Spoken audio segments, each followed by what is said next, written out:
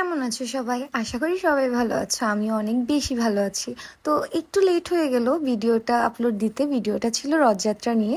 তো আমরা রেডি হয়ে যাচ্ছি রথযাত্রা যাওয়ার জন্য। তোমাদের দাদার এই প্রথম বছর বিয়ের পরে রথযাত্রা আমাদের বাড়িতে আমার সাথে কাটাবে। আগের বছরও কোনো একটা কারণবশত আমি রথযাত্রায় বাবার বাড়িতে ছিলাম। এই বছর তোমাদের দাদা ভেবেছিল চট্টগ্রাম ওর সাথে আমি রথ দেখবো, ওইখানেই রথযাত্রাতে যাব বা কিছু, কিন্তু ভাগ্যক্রমে ভগবান জগন্নাথ দেব আমাদের এই বছরও বাবার বাড়িতে রেখেছে। আমরা বাবার বাড়িতে রথযাত্রা দেখতে সবাই বের হয়ে গেছি। এই যে আমার দুই সখী, মানে আমার ছোট বোন আর একটা ভাইজি। তো আমরা সবাই মিলে এখন রেডি হয়ে বের হয়ে যাব। হ্যাঁ, অনেকেই জিজ্ঞেস করতে পারো যে তোমাদের দাদা কই। তোমাদের দাদা যাবে আমার ভাইয়ের সাথে রথে, তো আমি যাব ওদের সাথে, কারণ ওদের সাথে আমার মানে ছোট থেকে বড় হওয়া, ওরা ছোট বোন, আমার ফ্রেন্ডের মতো ওরা, মানে ছোট বোন বাট বয়সে ছোট, কিন্তু আমরা এমনভাবে সবাই থাকি বা চলাফেরা করি মনে হয় যে আমরা একই বয়সী। তো যাই হোক, আমরা গাড়িতে করে চলে আসলাম মন্দিরে। আর অবশ্য যারা আমার ব্লগ দেখো তারা অবশ্যই এই মন্দিরটা চিনবে। এই মন্দিরটা নিয়ে আর কিছুই বলার নেই, কারণ সবাইকে অনেকবার আমি মন্দির দর্শন করিয়েছি। তো মন্দিরে ঢোকার সাথে সাথে দেখতেছি এত সুন্দর মনোমুগ্ধকর রথ সাজানো হয়ে গেছে। তো রথ দেখার পরে আমরা চলে গেছি মেলাতে। রথযাত্রা মানেই মেলা, আর মেলা মানেই আমাদের জন্য আমেজ।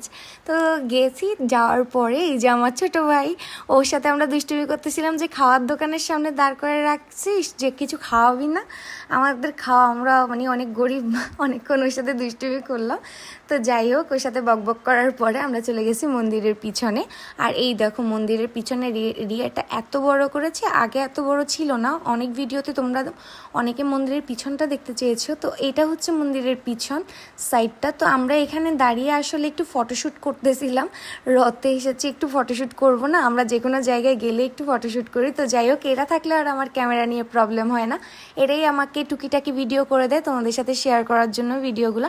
তো যে কোনো কারণবশত আমি রথটা এবছর ধরতে পারবো না। তো এখান থেকে প্রভু জগন্নাথকে দর্শন করছি, আর এই যে তোমাদেরকেও দর্শন করাচ্ছি। এখন হচ্ছে জগন্নাথ দেবকে তোলা হচ্ছে, বলরামকে তোলা হয়েছে।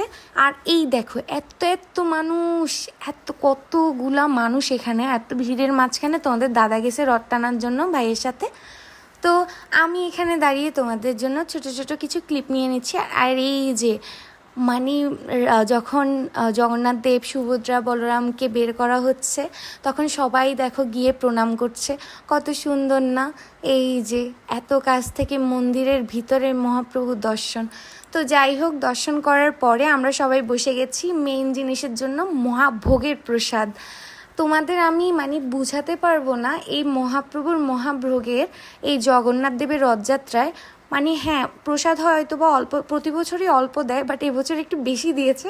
তো যাই হোক, জোকস অ্যাপার্ট, মানে প্রসাদ না, এটা হলো অমৃত। অমৃত হার মানবে এই প্রসাদের কাছে। আসলে কি বলবো, এত জগন্নাথ দেবের এই রথযাত্রার প্রসাদ আমি মানে কি এত পরিমাণ মিস করতাম যদি আমি এখানে না মানে থাকতাম এবছর যদি। তো যাই হোক, এই যে আমাদের প্রসাদ দিচ্ছে এখানে, আমরা প্রসাদ নিচ্ছি আর তোমাদের সাথে এগুলো একটু শেয়ার করছি। প্রসাদ নেওয়া শেষে আমরা চলে গেছিলাম আমাদের এখানে কাছেই একটা দিঘির পাড় নামে জায়গা। এটা আমাদের বাইরে এখানে একটা পার্কের মতো। এখানে এত পরিমাণ বাতাস, আমরা চলে গেছিলাম বোনদের সাথে এখানে একটু ঘুরতে। আর তোমাদের দাদা ছিল আমার ভাইয়ের সাথে। তো এই যে তোমাদের দাদার জন্য ওয়েট করতে করতে ও চলে এসেছে, আর আমাকে এই যে আমার ফেভারিট জিনিসটা কিনে দিচ্ছে। তো যাই হোক, আমার 3টা নিছি কারণ বোনটাও ছিল। তো আজকের ব্লগটা কেমন লাগলো অবশ্যই জানাবা।